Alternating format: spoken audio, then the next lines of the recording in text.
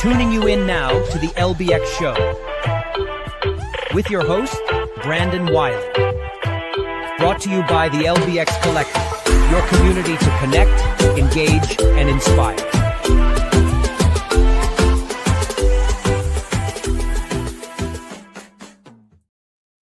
All right. Well, welcome everybody to the LBX Show. This is episode number 72 for April 12th, 2026. And we have a good show for you lined up today. First, we're going to dive into some news you should know. There's some really kind of fun stuff we're going to talk about. And then we're going to roll into Open and Shut with Kevin Williams, obviously to review the latest openings and closing trends from this last week. And then finally, we're going to round out the show with Adam Pratt on Arcade Corner. He's going to open with a brief discourse on Billy Mitchell, which he'll cover then. And he's also going to talk about Pickleball Rivals, Disney Speedstorm, Harry Potter Pinball, and more. So we've got a great Arcade Corner lined up. And with that, let's start off with some news you should know.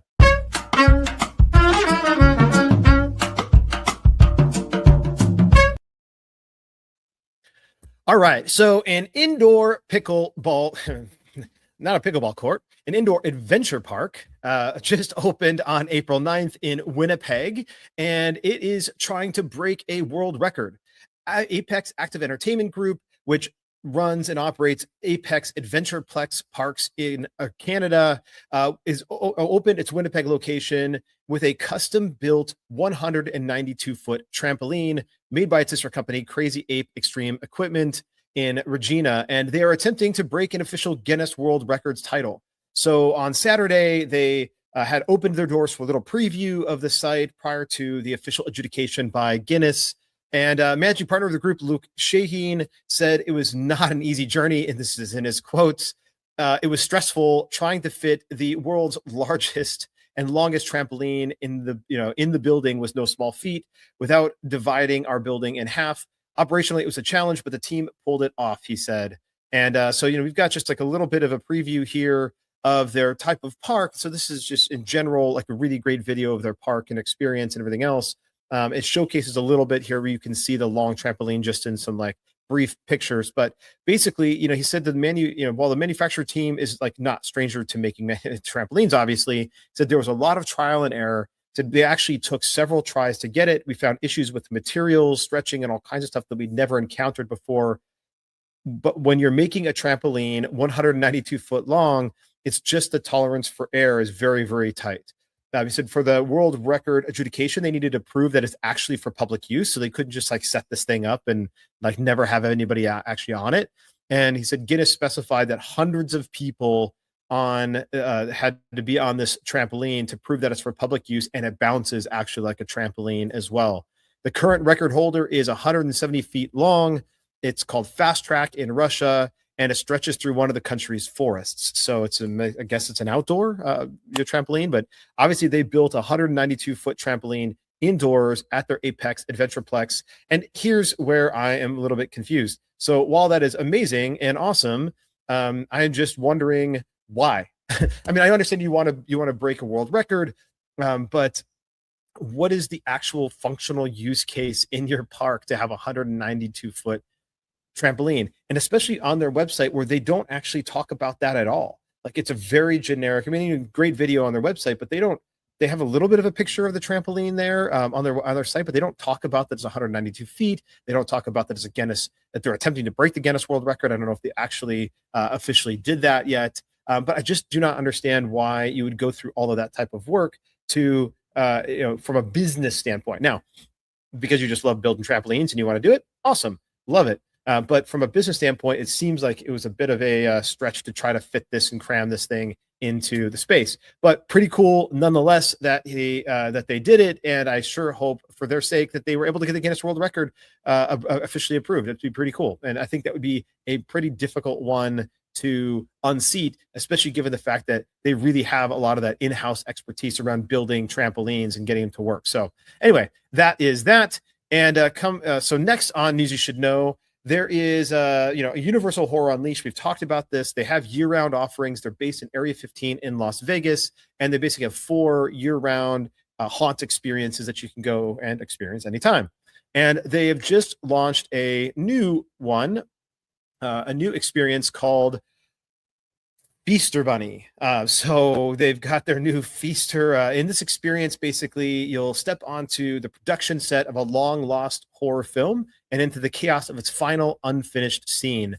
So here, Feaster Bunny, as you can see on the screen, and a cast of grisly characters invite you to join a rotten egg hunt.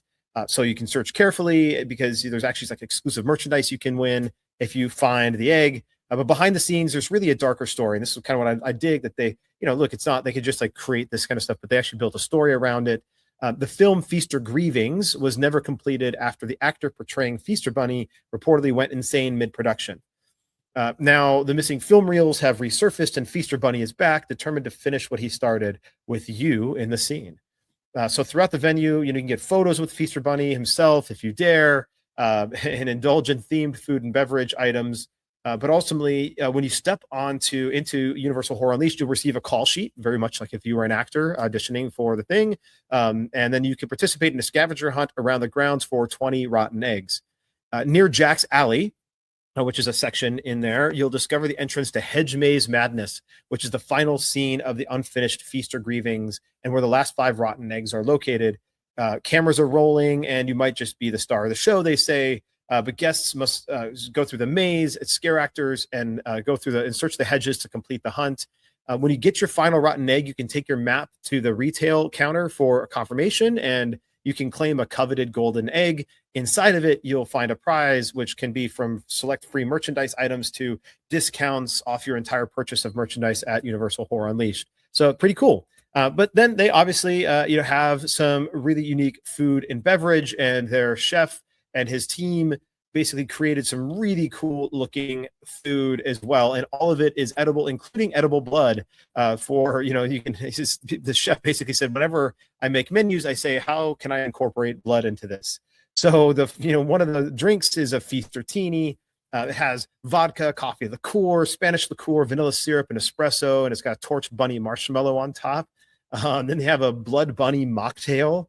And so there's a cola vanilla ice cream float, and it's kind of sweet and fizzy, and it's got nostalgia there. They have like bloody egg pops and as well, and a bunch of other things there, like pickled eggs. And then they even have a dessert called Humpty's Cracked Egg, which is chocolate egg with glazed strawberry sauce and set atop a bed of green cotton candy. So anyway, pretty cool F&B, and if this runs through April 26th, so this is a limited time only. So if you are going to Vegas anytime in the next 2 weeks, I highly recommend you get down there. And if you like your haunt experiences, check out Feaster Bunny on the set of Feaster Grievings at the Universal Horror Unleashed. All right, so speaking of Universal recently created filed a new patent, I guess we'll say. And the new patent is basically like, what if you want your dark ride to ease people into their surroundings from the outside environment? So you don't want the audience to know really when the reality ends and the storytelling starts. Like for example, you're in the queue and it's outside. Like think of like Haunted Mansion, like the queue is outside and then all of a sudden it goes inside. You have the same thing with Pirates of the Caribbean. Like we're just talking about classic Disney dark rides, Pirates of the Caribbean. You're outside and it's bright, and then all of a sudden you go inside and there's juxtaposition and they're trying to tell the story and move you through that. I mean, you have the same thing with Wizarding World, and like a lot of these dark rides have the same problem. You're out there in the bright daylight, and then you go into this dark room and they're trying to then get you reset, but they want to drag you in and transition you more seamlessly. And so in a patent application that Universal published, they proposed to make that happen. They call it the Show Effect System for Amusement Park Attraction Systems. So very generic, of course, but it details how sensors, control systems, and displays could work together to create a simulated environment that borrows elements from the real world outside an attraction. So basically, the low-tech way of doing that is to just have a window you can see outside. But what if you wanted to manipulate that outside view to begin to introduce storytelling elements? That's what their application proposes. And it would say, like, take video of the outside and manipulate it for display inside. For example, a guest is transitioning from an outdoor portion of the queue. You may not realize that the indoor imagery provided by the display is not the outdoor environment, because real weather and or foliage patterns may be mimicked in the generated imagery based on the detection of outdoor conditions. And so their application also continues to say that this allows for introduction of desired illusions like a sun or a moon with human features, or a flying pig passing through an otherwise realistic sky that reflects the actual weather outside. And so the imitation of this environment feels consistent with the real outdoor environment. So anyway, this would be a type of really type of different dark ride, and pretty cool concept that they're proposing here, which makes me think that this is probably going to be a part of some future attraction. Although, as we know, a lot of these things are just crazy ideas and they file patents when they never know if they're going to actually use them yet. But it will be cool to see this come into some sort of reality at a future Universal ride. And so one last thing here on News You Should Know is input on season 5. So we have, we're in season 4 right now of the LBX show. And we have season 5 coming up. That will start in August. That's when our first season, when we first launched the LBX Daily Show way back in, 2021. And this will be 2022, excuse me. And so this will be coming into season 5 and of the LBX show. And you know what? I feel like feeling a little tired. It's kind of doing the same thing over and over, and ready to like really shake things up and have a really interesting new format for season 5. And so beginning to work on that, but would love your input as much as possible. And so, if you have the time or have ideas, would love to see and hear from you. So you can go to either lbxers.com/season5. That'll take you to a form where you can fill out just a few things. It's just like a little 2-field form to fill out. So suggestions on guests that you want to hear, topics you might want to see, new segments that you might want to have on the show. Maybe you want to be on the show or have an idea of a regular recurring segment like Adam or Kevin or Clint. And so would love to have you on the show as well, potentially. So submit anything you possibly can. We also can scan the QR code if you are watching this, and would love to hear from you. Please do that. This will be open and available for the next 2 to 3 months. And then we'll go into heads down mode in July as we lead into August, really recrafting what this show will look like. All right. So that is News You Should Know. Coming up right after the break, we will have Open and Shut with Kevin Williams.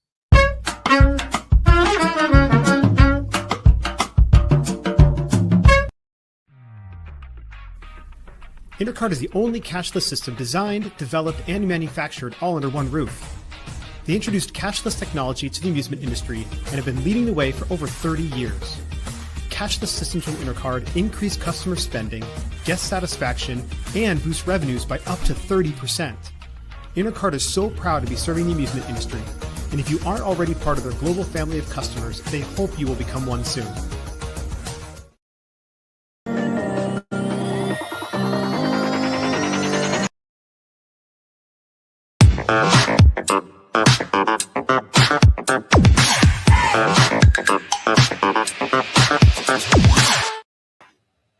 Hey, a big hello to everyone to this latest Open and Shut. And how are you in the attic, Brandon? Yeah, it does have an old Midwest attic feel to it, doesn't it? Yeah, it does.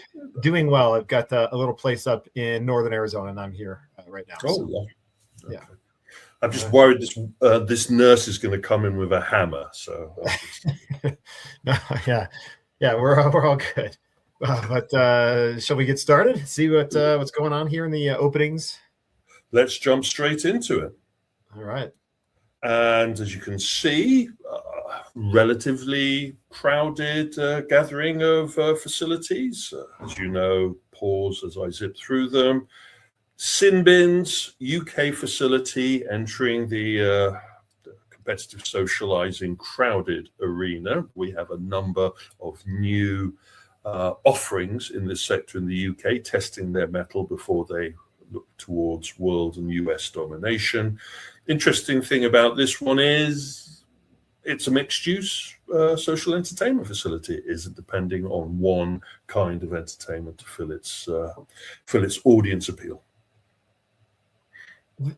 So I'm a little, do we know, is this a restaurant that added some competitive socializing at one point, or is this a brand new like facility entirely, right? Brand new facility run by a restaurateur. So that's where you're getting the vibes from. They have applied their restaurant and interesting decor approach towards dropping in some competitive socializing. I don't know if one mixed the other, but we have a couple of entertainment systems from the usual providers dropped into this experience. Yeah, this is not super alluring. I mean, when you look at some of the pictures on their website, they even have like some tiny little TVs on a wall with, I think, maybe a PlayStation connected to it as well. Like, it looks like this is why I was wondering if this is like just a restaurant that they added. It feels like an afterthought. The actual competitive socializing entertainment aspect of the restaurant feels like an afterthought. I don't want to jump on a train and go up and visit them, though I promise I will make the effort at some point to visit their facility, but not in the near term. Maybe it's food out the front and crack dealership out the back, but at the moment, it is an interesting concept which we need to see some validation to. Yeah. This one we're going to touch upon a little bit more in sound off, but our friends at Pinball Capital in Illinois, they invited to their grand opening Roger along, great man of the pinballs, and he was there for them, throwing their doors open. That's a 100 plus pinball tables, 8,000 squares, not too out of the way, but it can hold the record of being the Midwest's largest pinball arcade. So that is something worth noting. I mean, 110 pinball tables is a lot. It's a labor of love. You just don't do that as a business model, because the maintenance because there's some real classics in there, as we'll go into when we talk about it later. Yeah, there definitely is. And it looks very clean, but it looks very much like a pinball warehouse. Yes. Inside. A parking facility for pinball. Yeah. But their heart's in the right place, and I wouldn't be surprised if they've done some research on it. But we'll come back. Yeah. Our Geigo moment, our Gender moment. Yet again, our friends in Japan have found somewhere in Tokyo that you can squeeze a facility into. It is slightly different than the norm. I looked very closely at this installation. It is a repurposing of a previous locale, and it has been brought up to a much higher standard than just a renovation. We now see how Geigo are going with their illuminated or LED frontage signage. We now see the clean layout of their machines. If it wasn't already clean, their layout, they are going very much for a production line approach to at least their claw and crane business. Yeah, I think that's a good way to phrase it, a product production line. I mean, it's very, very, again, clean, but standardized as well. And that makes it easier for the AI technology to track player usage and to understand what the trends are. And if you don't understand what I mean by those statements or the term DX, then you've missed out on a sound off.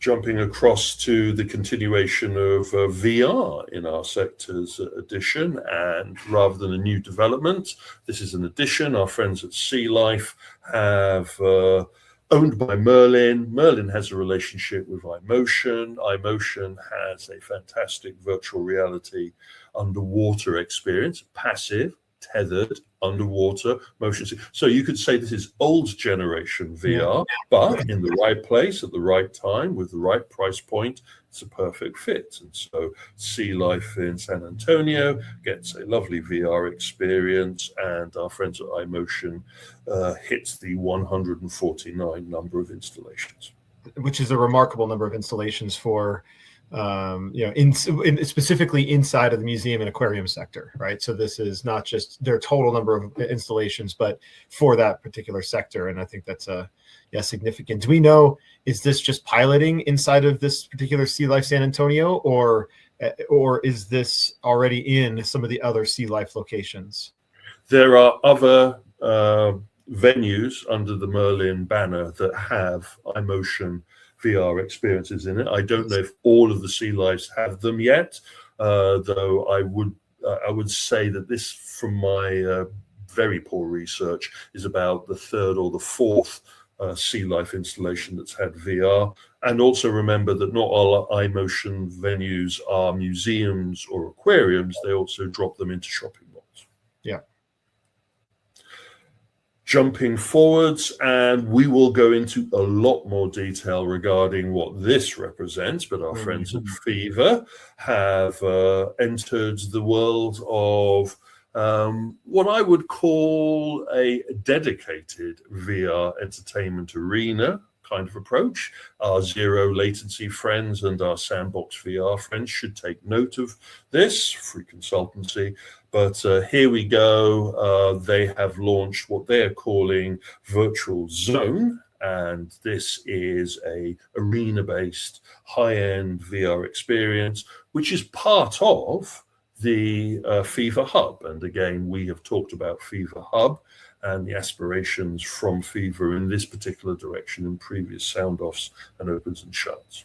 Yeah, I will reserve my comments for sound off, but I'm very much looking forward to this conversation. It's going to be a tricky one. Our friends at the Escape Room Association had the chance to send out their latest newsletter, and as I was plowing through the vast number of openings across the Australian, European, and North American markets, I thought I would just pick two to drop in here, or else I would be bulking up this open and shut. Our friends at Immersion Escape Rooms have opened in the UK. Again, it is a new entrance into the market. They feel strong enough that they can open a 4-room escape environment within a town, a reasonable sized town in the UK.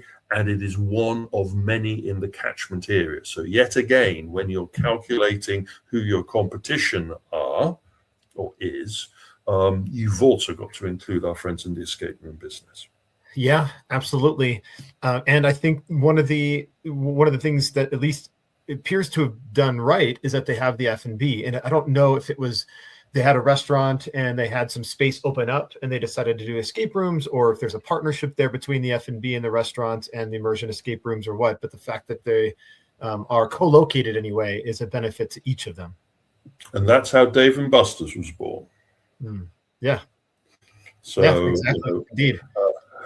Having a decent cantina and restaurant next door to your entertainment facility can become a marriage made in hell when you actually see the bottom line numbers. Moving on, and Attack of the Gashapos, you can't hide. And we have France being infected by the disease, the first of the Bandai Gashipo chain to migrate to France. We already have about 13 of them in Europe, a number in the UK, a number in mainland Europe, but now we have the first one in France, and I don't expect it to be the last. And if you haven't actually considered the possibilities of what a Gashipo addition to a mixed-use entertainment facility is, then you're missing out, because this is a trend that ain't going away, no matter what some people say. Yeah, 100%. It's a trend that's even coming here to the to North America, and surprising that only it's 13 installations. I wouldn't be surprised if that's 113 at this time next year. Yeah, our friends at Bandai have a very specific attack plan regarding either people that install their Gashipo machines, which you see on the Bandai Namco amusement booths at the shows, or those that have dedicated entertainment facilities within their catchment. But as you said, expect that number to grow. Yeah. Our friends at Lava Island, they have about 12 facilities out in the market, or they have now, with the announcement of their Louisville, Texas opening. 33,000 square, nothing to sneeze at. It is a dedicated entertainment environment in what must be one of the most crowded states for entertainment active immersion. I just don't understand how this can continue, how we can continue to open active play, adventure, park models in the Dallas-Fort Worth area, which is Louisville is a suburb. Yeah, Louisville. So. This was the birthplace to some extent of trampoline parks. And so there are an enormous number of these. And yes, the DFW area is, if not the fastest growing, one of the fastest growing. I believe it's Houston now, but one of the fastest growing metros in the country here in the United States. But it's remarkable that we can still open 33,000 square foot facilities. And they're moving more and more away from just being a trampoline facility. They may have been the crucible, the launch pad for this particular entertainment, but the entertainment is evolving. And so we're now seeing a lot more attractions, amusement, and F&B being rolled into the mix. And I think we're going to get to a tipping point where if the numbers decline on same site sales, then we may see a more stronger pivot towards a broader interactive entertainment offering. But I don't want to get ahead of ourselves, because there's one option that these facilities can take on board for their monetization, which we'll be talking about in Sound Off. And one of the things I'll just call out here, and I thought maybe these guys were a franchise, but that doesn't look like they are. So they are I think a corporate run, basically a corporate owned facility or location anyway. But the locations, this is what was catching me, because there's a location in Tucson, Arizona, and Tucson is it's not Phoenix, right? So they open a location in Tucson. They have a location in Aurora, in Billings, Montana, and Englewood, Colorado. These are all locations that are a little bit on the edge, of the major metros, and it feels like they probably can fill that type of gap in those types of metros. This is the first one, and looking at all of their locations, that's really in. Besides, they have one in Plano, but there's really in like a major metropolitan hub.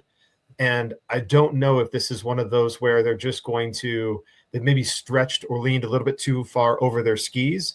And they've done really well in these smaller mid markets and smaller tier markets. And now they're coming into this massive market with high levels of competition with, by the way, a Launch Family Entertainment just right down the street from them.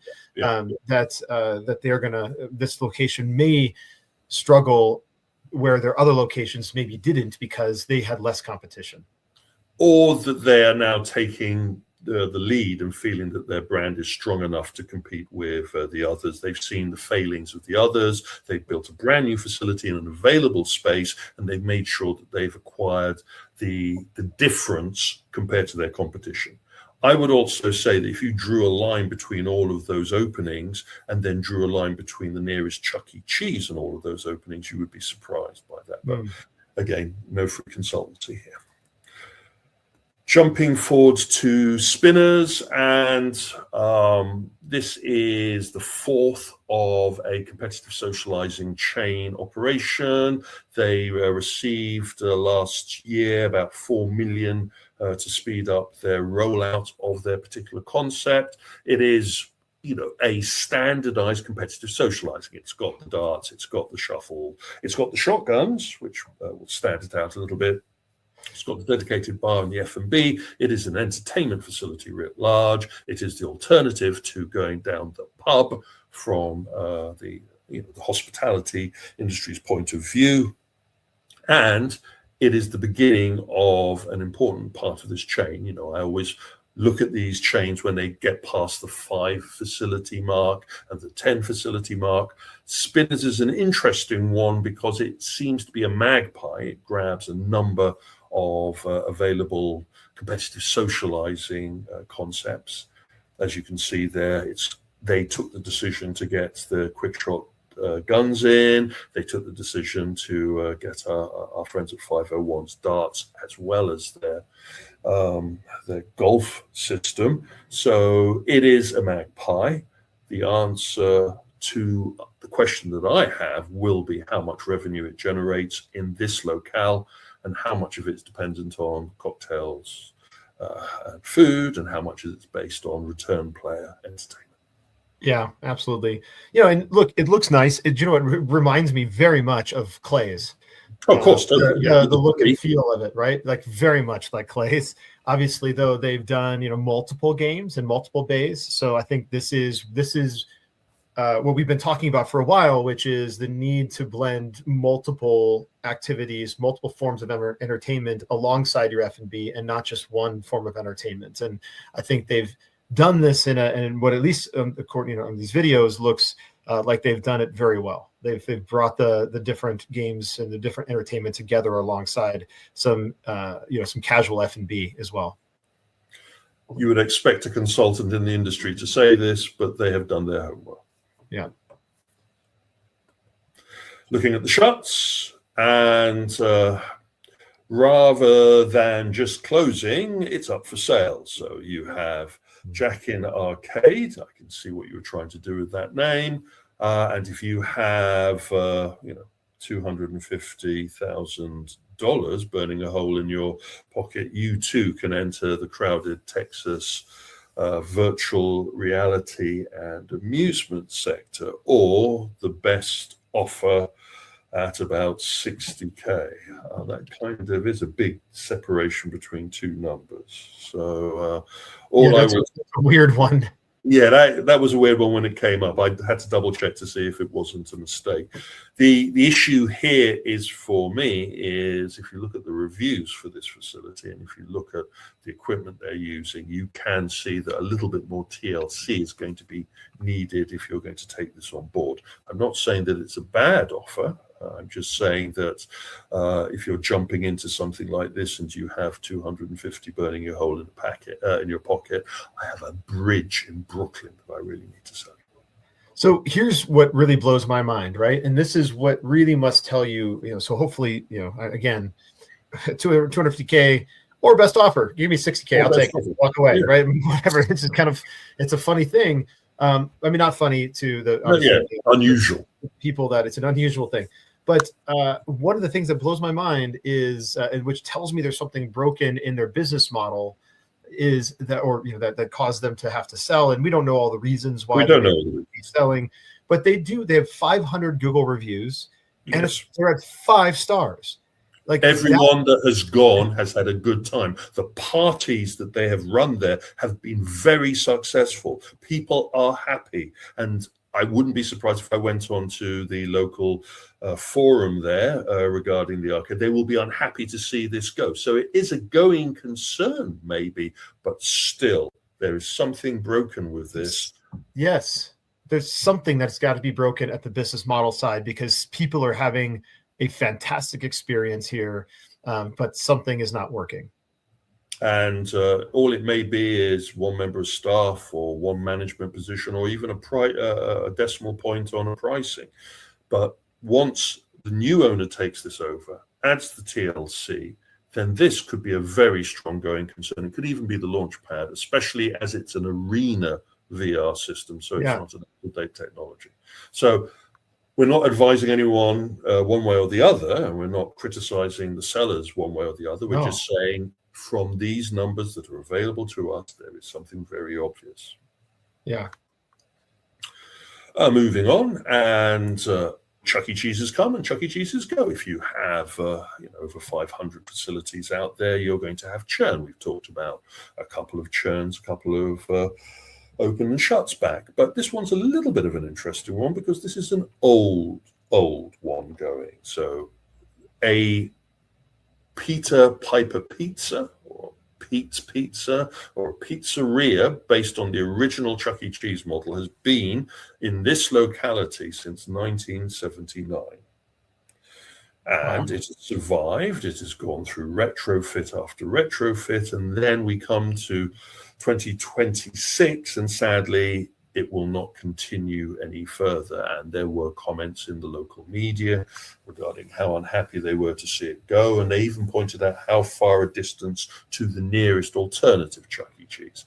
I get the feeling that this is a landlord issue rather than a operational issue. Personal opinion. And I hope that the team at Chuck E. Cheese, after they remove their handcuffs, take a look at, maybe that this area does deserve a retro Chuck E. Cheese facility in there to mark such a long tenure of its presence there. Just think of how many generations have been brought up on that stringy cheese.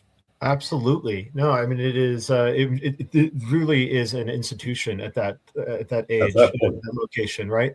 And just even 4 years ago, they had Munch's Make Believe Band still there, the animatronics, and still operating. So I don't know when they removed that, but even as recently as 4 years ago, based on some of the pictures here, they had the old animatronic band, and that had been in there for obviously probably since 1979 or something, or some variant thereof. If this was a Showbiz Pizza or whatever before Yeah, it sure. became cheese, right? So yeah, it'd be really interesting. It feels like it's a development or landlord issue.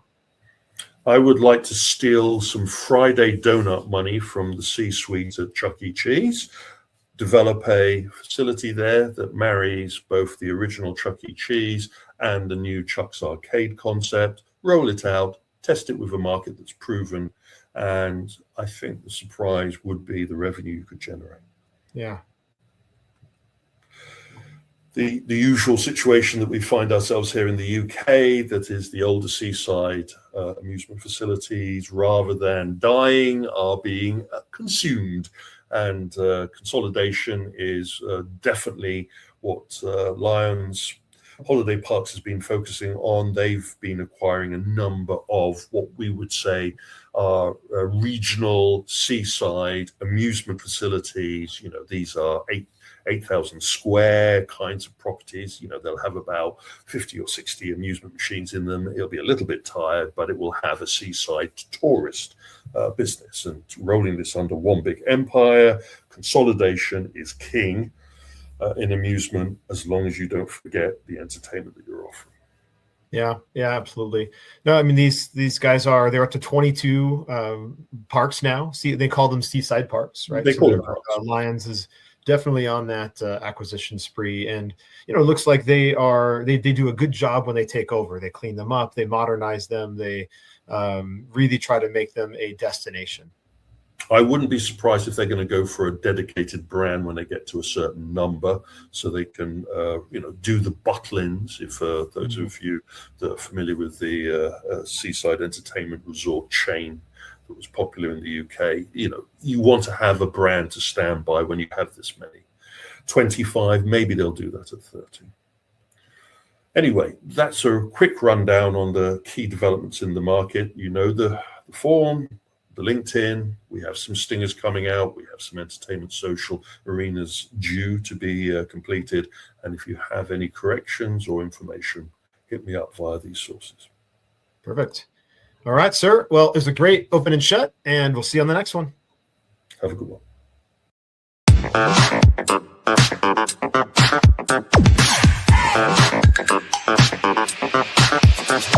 If you run a location-based entertainment brand and want to attract more visitors, check out Radius. They use real-time location data and customized marketing strategies to help brands like yours stand out. Radius can boost your foot traffic and build a loyal customer base. Plus, they're offering a complimentary local market analysis to show you exactly how they can help you grow. Curious? Visit radius.co and ask about your free market analysis. That's RAYDIUS.co.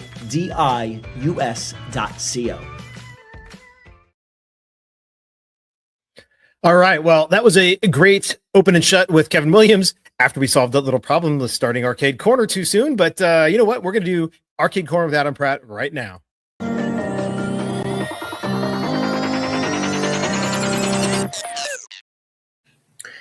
Greetings, everybody. It's Adam with Arcade Heroes for the Arcade Corner here. It's been a couple of weeks as I missed last week, but that's allowed some news to accumulate, so let's jump into it. First off, what I have on here on the screen is something that popped up in my suggestions this morning from a channel called Legal Mindset. And what caught my attention was at least one name on this that some of you might be familiar with. Back in, I think it was 2018, there was a documentary of sorts that was released called The King of Kong, A Fistful of Quarters. And that documented the wild world of high score competitions on retro arcade games, particularly Donkey Kong, where you had Billy Mitchell and Steve Wiebe, going at getting the world record. Now, of course, the world record's changed hands. I haven't looked lately as to who has it currently. But it was a fun film and everything. But of course, in that film, Billy Mitchell was, who was, I think, crowned the Gamer of the Century for back in the when it was the 1900s, so to speak. As he played a perfect game of Pac-Man, completed all 255 levels, and I think Namco did a big thing with him back in the day.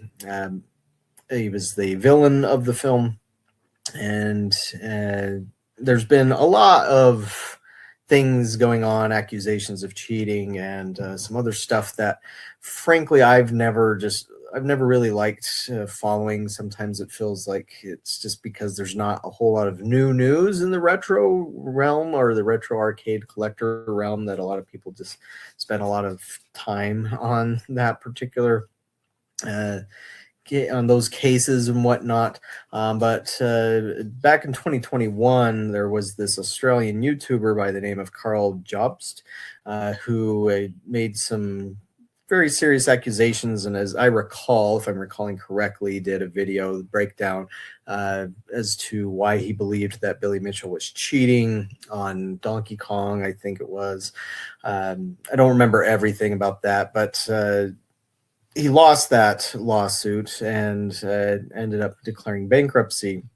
But apparently this Carl Jobst has filed a new lawsuit against Billy Mitchell for defamation. And so this channel, Legal Mindset, which is a somewhat irreverent channel that covers a lot of legal issues from around the world. I've seen stuff before on some other YouTubers and them doing things around the world and whatnot. But in this stream that he posted on Friday morning is where he goes through the entire lawsuit because it was filed in Florida, where Billy Mitchell lives.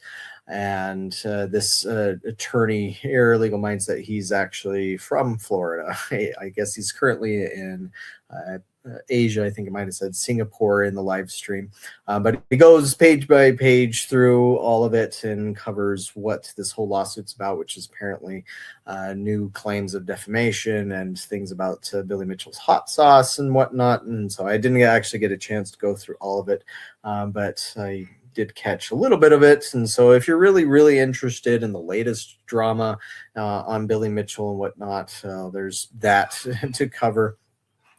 Personally, I'm just kind of like, there's other things to cover out there and move on to, such as what we're going to go on to next, because there are other things going on in the arcade world, and particularly with brand new games. I don't have anything here about retro arcade games to discuss aside from that one there. But interestingly enough, this week, Eunice announced on LinkedIn that they are doing a single-player version of their Pickleball Rivals game. Apparently, the feedback and the response to this game at Amusement Expo was enough for them to already create this single model.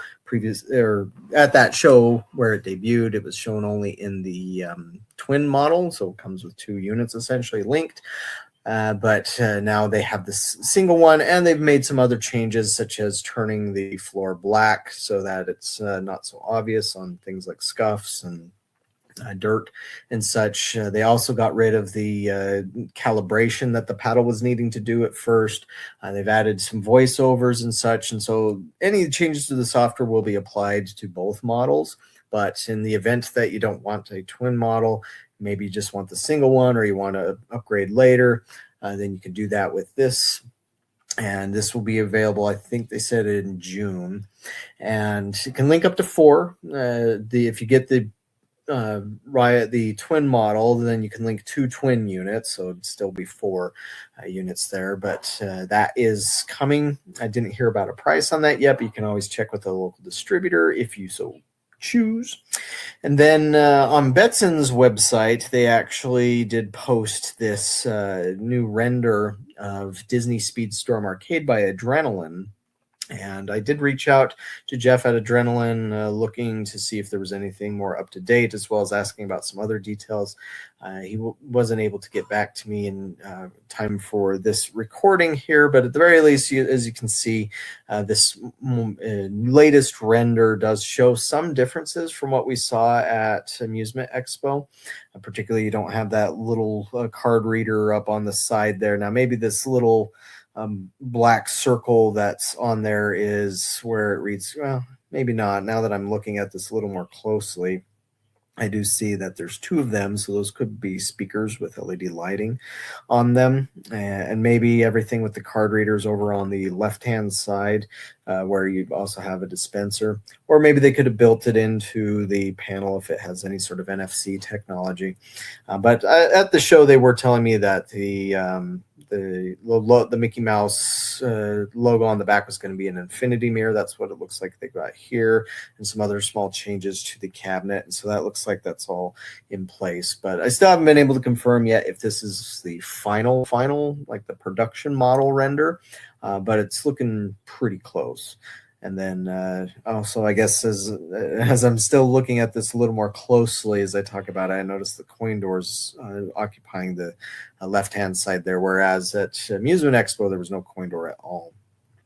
But it'll be interesting to see where they go with that. I know that from what they said, it will have boxes of 200 cards. And again, I'm waiting for more details on that, but yeah, it's supposed to start shipping in May, so hopefully in the next arcade corner we'll have more of those details to share. And then this week, Jersey Jack Pinball posted this video about their Harry Potter pinball machine, which they've been advertising heavily in Replay magazine. They weren't at Amusement Expo, as Jersey Jack really just hasn't gone to Amusement Expo in a long time. I can't remember the last time they were there. They do go to IAAPA. But they'll, generally speaking, they'll go to other pinball festivals that are more focused as to where their target market is, such as like the Texas Pinball Festival or Pinball Expo or places like that, where you get a lot of collectors who are oftentimes the ones that are buying pinball machines these days. But Tom Felton, who you might recognize here as he played Draco Malfoy in the Harry Potter series, they posted this. I'll let you watch it. I'll mute it so there's no like copyright strikes, but he was suffice it to say very, very impressed with this machine. He loved the artwork, he loved the game design and everything, and they also had the designer of the machine, Eric Winier, I believe, there to show it off. And a very well-produced video here, so you can catch this on Jersey Jack Pinball's YouTube channel and see that reaction there. But a pretty good piece. It's not often that what's weird in this industry is we have almost everything is licensed these days, and a lot of them are based on movies or TV shows, but so infrequently do we actually have anybody involved with those doing a promo like this. And so to me, this seems like this is exactly what you would want to do to help market the machine. And this is over at the I guess it must be, I'm not sure where the play is exactly. It's okay on Broadway. So it's of Harry Potter and the Cursed Child. And so it looks like Tom Felton's participating in that. And this is there for the cast members to enjoy. And so, yeah, that's a pretty cool little thing that they did there. So again, you can catch that on YouTube. Just go to their YouTube channel. And then last but not least, Raw Thrills, it's been 2 weeks ago now, posted this teaser of Stranger Things Arcade. Now, as of this recording, I still don't really have details on this. I do know a little bit about it that's not public yet, so I'll still refrain from that because they haven't said anything. But even then, there's still a lot about this that is mysterious to me. But it's a very, very quick teaser. It says one game can change everything. So there's a Demogorgon there in an arcade. Or this is actually one of the first times. I mean, maybe it's not the first time, but that almost looks AI generated as far as the scene goes. No clue if this is from the game or if it was just made for the trailer. But the rumblings about this were that it's coming to Dave & Buster's. It wouldn't surprise me that Dave & Buster's has an exclusive like this because they've done stuff like that before, such as Marvel Contest of Champions was exclusive to them for 5 years. And so, but this, interestingly enough, this teaser doesn't mention anything about Dave & Buster's. It just mentions Netflix and Stranger Things and all that stuff. So it's like, okay, what is this going to be exactly? But again, this started popping up on places like Reddit, where oftentimes there's these leaks that happen with that, and that's usually where I learn about some certain things, particularly when they come to Dave & Buster's. But I don't know. I have a feeling that some people in the industry think that I'm the one leaking those stuff onto the D&B, but I'm not. And so I'm not a Dave & Buster's employee. Don't have any real contacts with anybody there anymore. And even then, when I did, I didn't go leaking stuff out onto the internet. But either way, since this started popping up and there were people at D&B starting to talk about it, it seems like Raw Thrills wanted to get ahead of that and posted about this. But again, that's all we really know about it at this point. And so we'll have to wait and see exactly what this is going to be about. And hopefully we will know that sooner rather than later. Given that John Wick is coming to Dave & Buster's here in May, I wouldn't be surprised if we hear something about this pretty soon. Usually Raw Thrills doesn't wait too long. But that covers us for our arcade news this week. Thank you for watching, and stay tuned for the next segment. We'll see you around.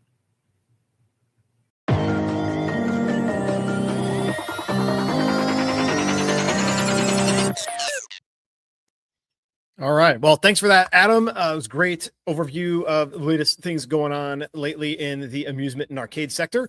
And so we've got Sound Off with Kevin Williams, number 117, coming out this Tuesday, just in 2 days, April 14th. Make sure to give that a listen.